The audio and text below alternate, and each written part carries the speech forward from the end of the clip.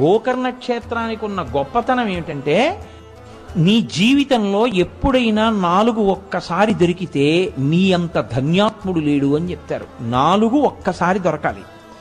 1, నువ్వు గోకర్ణం వెళ్ళాలి అసలు. 2, నీవు మారేడు దళములను చేత్తో పుచ్చుకోవాలి. 3, నీకక్కడ శివలింగం ఏ రాయైన శివలింగమే, ఓ శివలింగంగా నువ్వు అక్కడ భావన చెయ్యాలి. లేకపోతే అక్కడ ఉన్నటువంటి స్వామికి మహాబలేశ్వరుడని పేరు, మహాబలేశ్వర దర్శనం చెయ్యాలి. నీ అదృష్టమైతే అది కృష్ణ చతుర్దశి అయి ఉండాలి. అంటే మాస శివరాత్రి కానీ మహాశివరాత్రి కానీ అయి ఉండాలి.